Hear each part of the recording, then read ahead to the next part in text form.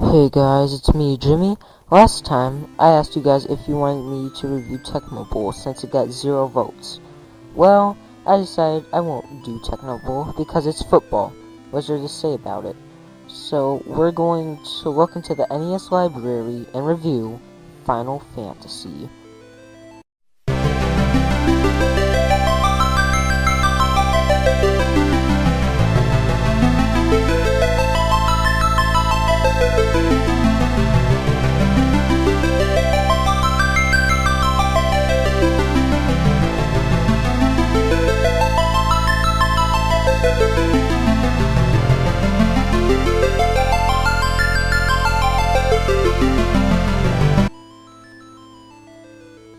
Most of you remember Final Fantasy from my Let's Play. Others might remember it as the first RPG they played, and they remember it for good reasons. Graphics are great, except when you get a job upgrade, then it's kinda weird. No remakes or games ahead of this one use sprites like these, and they're awful. The music is really good, except there's only one battle theme. The upgrading your weapons thing is really neat. You get an upgrade to almost every time you visit, whether it be magic or weapons, for your melee warriors. But there are some things like the great grinding where you have to get a lot of money in order to get plenty of upgrades from Elfheim. The battle system is a lot better than Dragon Warriors, and the attack animations are detailed. However, the battle system has a lot of flaws, like no auto-targeting. If you were to pick up Final Fantasy IV and have everybody attack one enemy, it gets killed by one of your party members, the rest of the party members would be set on that one enemy that died. They would attack another enemy that's alive. But here in Final Fantasy I, it shows ineffective, which is a huge problem. The magic has almost no purpose in this game. You never have enough charges to go through one dungeon and out using magic in each encounter. So this means you don't have use your spell. That means you don't use your spells and you save them for bosses, which is completely against the point of having magic in the first place. Magic should be used whenever I want it to be used, given enough spell charges. But this game just gives you the middle finger salute when it comes to magic.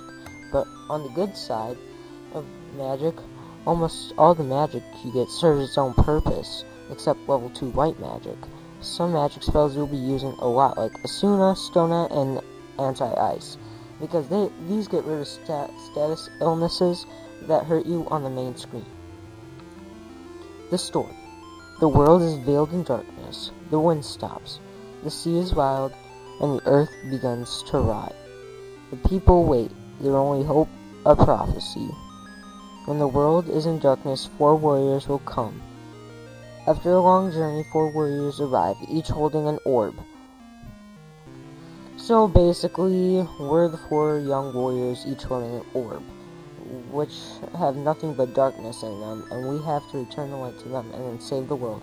But first, before we do so, we have to arrive at Corneria. Did someone say Corneria?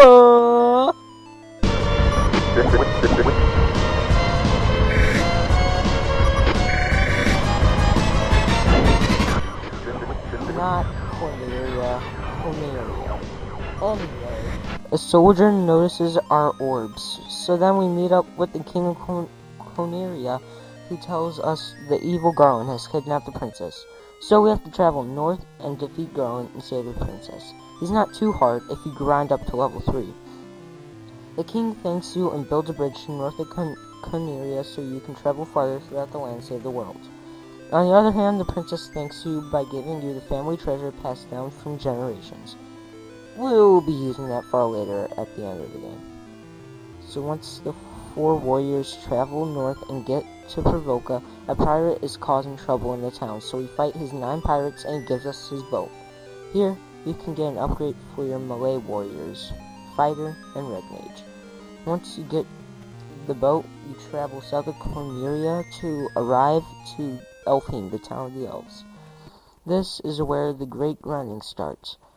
The first thing you need is the upgrade for the sword. Then you need the upgrade for 2 magic levels. After that, you need to upgrade for your armor. This is easily going to cost 2,000 gil. On top of that, you have to get up to level 10 for the next cave, and if you have a monk, he gets OP from that level onward. So anyway, the scenario here is that the king has feel asleep under the spell Astos, and he's been sleeping for 5 years.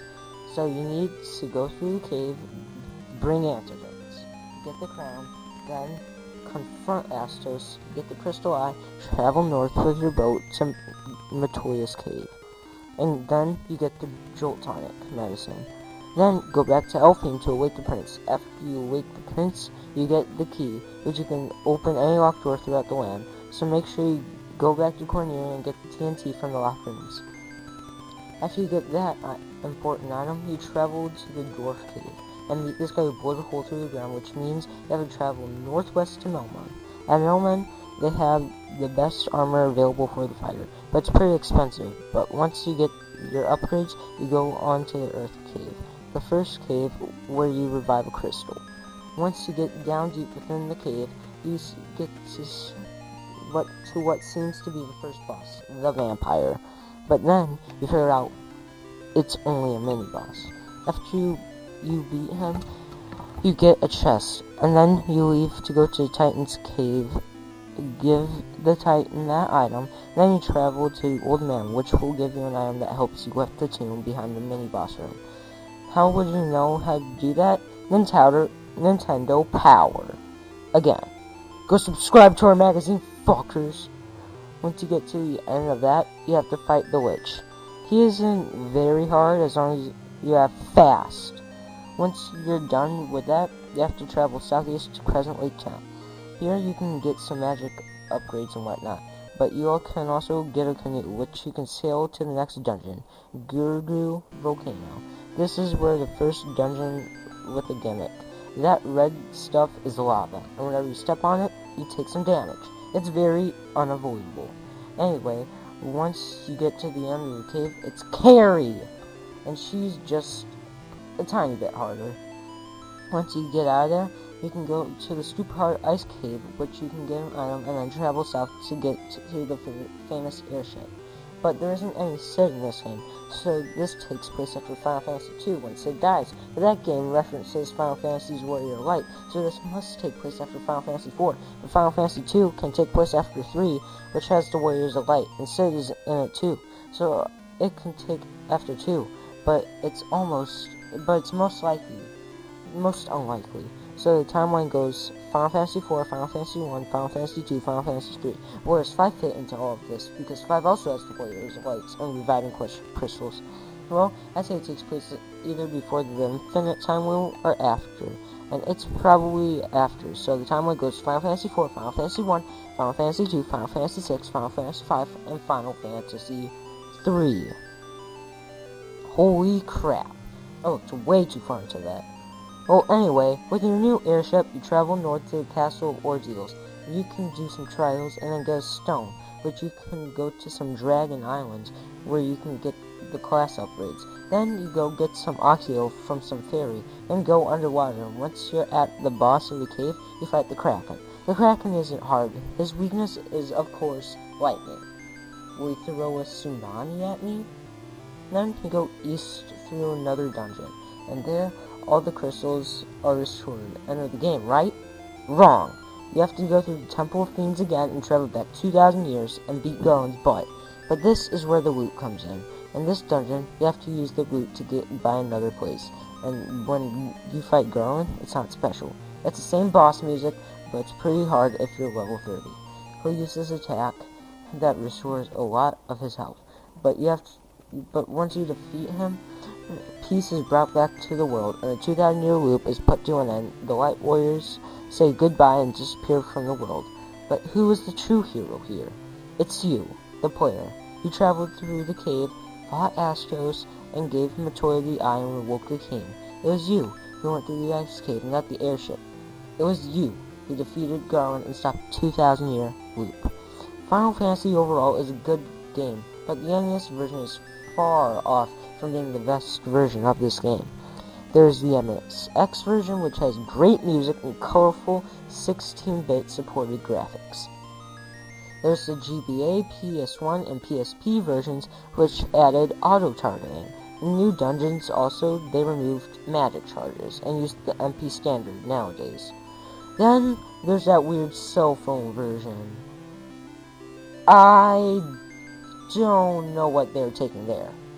Overall, I give Final Fantasy on NES an 8 out of 10, the MSX version an 8.7 out of 10, the PlayStation 1 version a 9 out of 10, the GBA version an 8.8 out of 10, and the PlayStation Portable version a 10 out of 10. You'll most likely find this game at GameStop for the PSP. The GBA version, you're on your own, and the PS1 version you can order off of the GameStop website.